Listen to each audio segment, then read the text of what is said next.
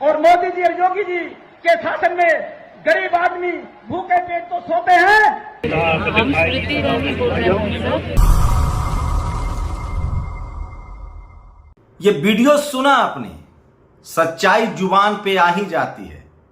BJP के एक विधायक ने सरेआम रैली में कहा कि योगी मोदी के राज में जनता भूखे सो रही है, लेकिन सुबह उठकर फिर जय जयकार कर रही है। और ईडी और इनकम टैक्स की क्या हालत हो गई है वो एक वीडियो से समझाऊंगा आपको। नमस्कार, मैं शंभू कुमार सिंह और आप देख रहे हैं नेशनल दस्तक। मैं वो सारी खबरें लेकर आता हूं जो इस देश के टेलीविजन, अखबार को, पत्रकारों को दिखाने की हैसियत नहीं है, नहीं तो उनके ऊपर ईडी इनकम टैक्स का छापा पड़ जाएगा। इस देश से सत्ता से सवाल पूछने लगेंगे लोग और सरकारें गिर जाएंगी, चाहे कोई भी सरकार हो। नेशनल दस्तक की लगातार कोशिश होती है कि वो खबरें जो आपके लिए जरूरी है, जो आपसे छुपाई जाती है, उसका पूरा विश्लेषण करूं जो इस देश को मजबूत बनाता है, जो आम लोगों के लिए जरूरी है।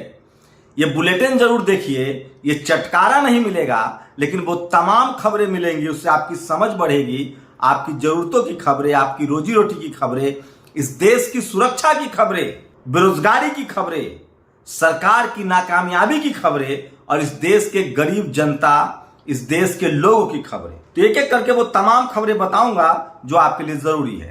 पहले ये स्क्रीनशॉट देखिए। सीबीआई, इनकम टैक्स, ईडी का की क्या हालत है। सुप्रीम कोर्ट ने एक बार कहा था जब मनमोहन सिंह की सरकार थी कि सीबीआई तोता है।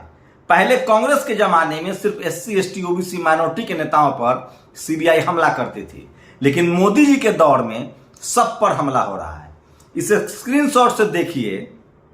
जो दूसरे विंडो में वीडियो चल रहा है, एक युवा है, जैसे ही वो आरजेडी का झंडा लगाता है, गमछा रखता है, सीबीआई इनकम टैक्स आ जाती है। जैसी वो बीजेपी का झंडा लगाता है, सीबीआई इनकम टैक्स चली जाती है। यही हालत बिहार में नहीं, अब पूरे देश में होने लगी है। तो सोचिए कि ये देश कबीलों में बंट गया है।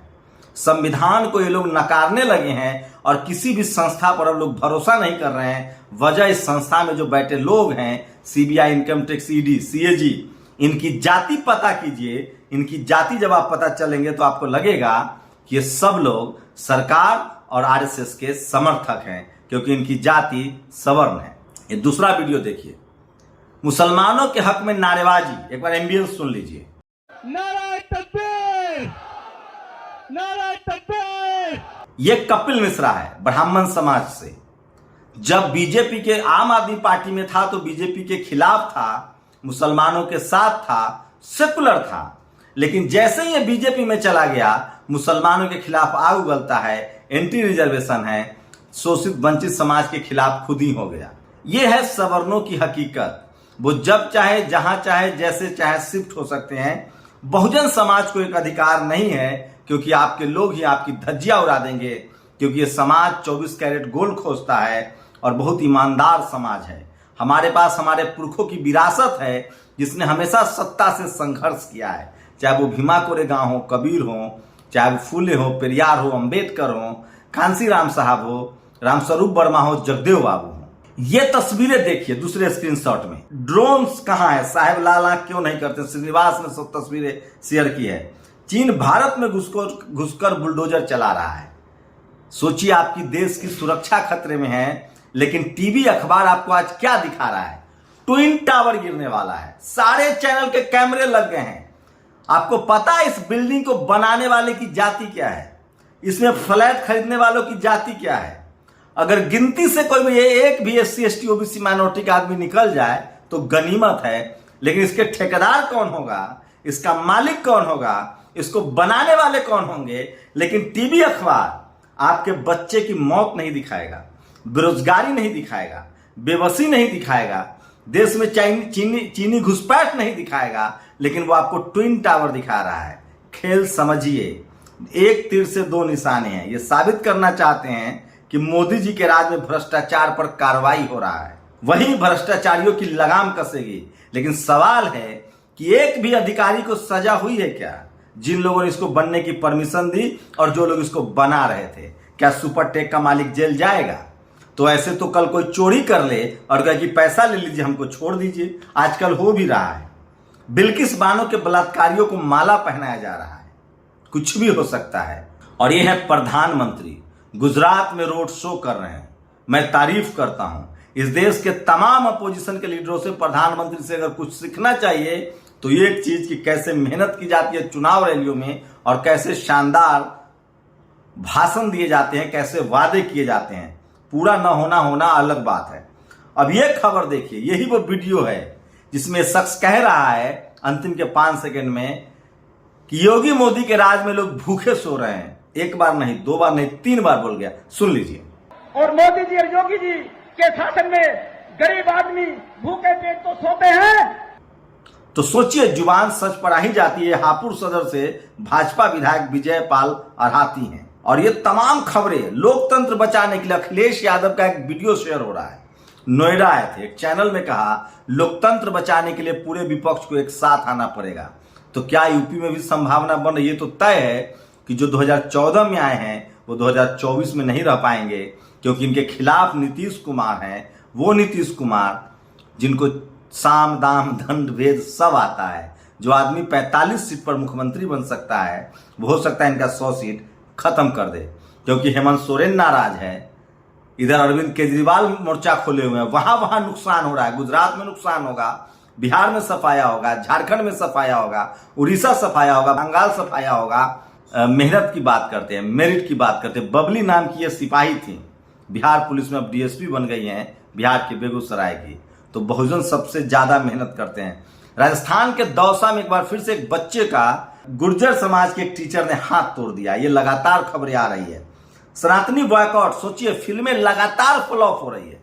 दिलीप मंडल लिख रहे हैं कि सनातनी लोग लिखते हैं कि वो बायकॉट करें। सच्चाई ये है कि अब फिल्मों को बहुजन ने बायकॉट कर दिया, जैसे टीवी अखबार को बायकॉट कर दिया है और इनके फिल्में चल नहीं रही है। एम्बुलेंस नहीं मिली, पिता थक गया तो 10 साल के बेटे को सब थमाया। उत्तर प्रदेश के बागपत जिले की घटना है। 2 साल की भाई के लाश लेकर, हम लाश नहीं दिखा सकते हैं, चेहरा ब्लर कर दीजिए, लेकिन गनीमत रही कि कुछ दूर चलने के बाद कम से कम एम्बुलेंस मिल गई। A group of man from Bajrang Dal. ये सोचिए, मुस्लिम समाज को समझना पड़ेगा कि जब तक आप धर्म के पीछ पर खेलेंगे, आप नमाज पढ़ेंगे, वो बजरंग दल हनुमान चालीसा करेगा। और बीजेपी आरएसएस यही चाहता है। आप इनसे रोजी रोटी, जाति, बेरोजगारी, चाइना घुसपैठ पर सवाल पूछिए, नमाज के मुद्दे पर एक घेरेंगे आपको। और मोन्टाज में देखा था आपने, यह है स्मृति ईरानी। एक बार सुन लीजिए फिर से। हम स्मृति ईरानी बोल रहे हैं सर, सांसद अमेठी। अंकुर जी कौन है, थोड़ा परिचय दे देंगे अपना एक। इन्होंने लेखपाल को फोन लगाया, लेखपाल ने कह दिया कि मैं आपको नहीं जानता हूं। जरूरी है कि लेखपाल जाने सांसद को? इनको डिनर करना है, जीके का सवाल है। देखिए इस पर क्या कार्रवाई होती है, वो देखने वाली बात होगी। और जस्टिस यू ललित ने देश के 49वें चीफ जस्टिस बन गए हैं। एक शुभम शुक्ला है, इन्होंने इन्होंने शेयर किया कि इस आदमी ने क्या क्या फैसले दिए हैं। SC ST एक्ट के खिलाफ इनका फैसला था। सुन लीजिए आगे क्या होने वाला है। इनके फैसले की बता रहा हूं, आप लोग समझदार हैं। SC ST एक्ट के खिलाफ फैसला दिया, 3 तलाक को असंवैधानिक घोषित किया, केरल के पद्मनाभ स्वामी मंदिर में त्रावण को राज परिवार को अधिकार दिया। और भाजपा को देश का एकमात्र दलित सीएम चरणजीत सिंह चन्नी भी नहीं पसंद था और एकमात्र सीएम आदिवासी हेमंत सोरेन भी नहीं पसंद। लेकिन एक बार बता दूं, बहुजन मुख्यमंत्री, चाहे मुस्लिम हो, दलित हो, पिछड़ा हो, आदिवासी हो, ये सब सवर्ण लोग भी अपने आसपास रखते हैं। वो मजा भी लेते हैं, उनको फंसा के भी जाते हैं। राम अगर क्षत्रिय और परशुराम अगर ब्राह्मण भूमिहार थे, सोचिए, लोग कह रहे हैं कि मुगल जाति बना के गए थे, तो राम क्षत्रिय कैसे हो गए, परशुराम ब्राह्मण कैसे हो गए? तो जेएनयू के प्रोफेसर के हिसाब से बाकी भगवान सब शूद्र और अछूत हैं। मिर्जापुर में एक 80 बच्ची की रेप की घिनौनी घटना को अंजाम दिया गया है। दरिंदे परिवार पर दबाव बना रहे हैं कि चुप रहिए। और इस देश का सबसे शानदार, बड़ा और बहुजन और ईमानदार पत्रकार दिलीप मंडल पेरियार की धरती पर तमिलनाडु में है, चेन्नई में है। कोई बड़ी खबर आ सकती है। सोचिए, उनको राज्यसभा भेज दिया जाए तो शानदार होगा। पूरे हिंदी पट्टी में अगर दिलीप मंडल को तमिलनाडु के मुख्यमंत्री DMK अगर राजनीति करने की छूट देती है तो एक नई लकीर खींची जा सकती है। हरियाणा में बीजेपी सरकार द्वारा बंद किए गए 105 स्कूल के विरोध में बहुजन समाज पार्टी, आकाश आनंद लगातार रैली कर रहे हैं, वो भी शानदार है। और ये जो मसाज करवा रहा है, ये यूपी पुलिस के अधिकारी हैं, सस्पेंड हो गए हैं। योगी राज में मसाज करवा रहे हैं। भाजपा जितना कुचक्र रचना है रच ले, कोई फर्क नहीं पड़ता। मैं आदिवासी का बेटा हूं, हम डरने वाले नहीं। लड़ने वाले लोग हैं। हेमंत सोरेन जी आप लड़ेंगे, अपने चाटुकारों को अलग हटाइए और टाइटल चेक कर लीजिए। गुड़गांव में एक मॉल पर छापा पड़ा, खबर चली कि तेजस्वी यादव का। मालिक ने कहा कि ऐसा नहीं है, क्या कोई टीवी अखबार वाला माफी मांगेगा।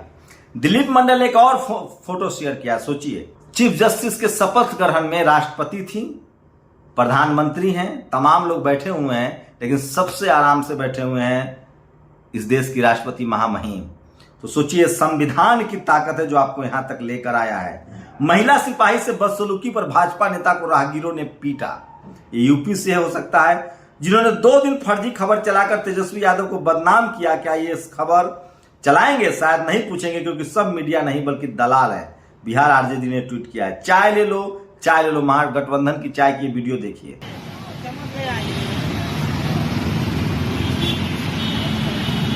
तो ये सोशल मीडिया पर खबरें और सबसे ज्यादा इंपॉर्टेंट खबर है, अछूतों के साथ हो रहे भेदभाव के खिलाफ अछूत समाज की शिक्षा एवं महिला सशक्तिकरण में ताउम्र संघर्ष करने वाले इस तस्वीर को घरों में सजा लीजिए, तभी बहुजन समाज में आंदोलनकारी पैदा होंगे।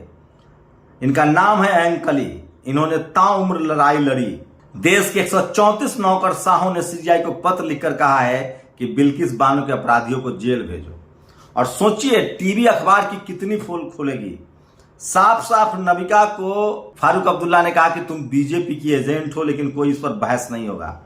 तो ये सोशल मीडिया है। बाबा साहब ने एनालिसिस ऑफ कास्ट में लिखा है कि अनपढ़, दुष्चरित्र, यौन रोग से पीड़ित ब्राह्मण पुजारी बन सकता है, तो बाकी लोग क्यों नहीं बन सकते हैं? ये एनालिसिस ऑफ कास्ट में है। उन्होंने सभी जातियों को पुजारी बनने के लिए लिखा था। लालू यादव ने कहा था कि शंकराचार्य में भी रिजर्वेशन हो। देखते हैं उनके पुत्र मुख्यमंत्री हैं, इसको अप्लाई करते हैं कि नहीं।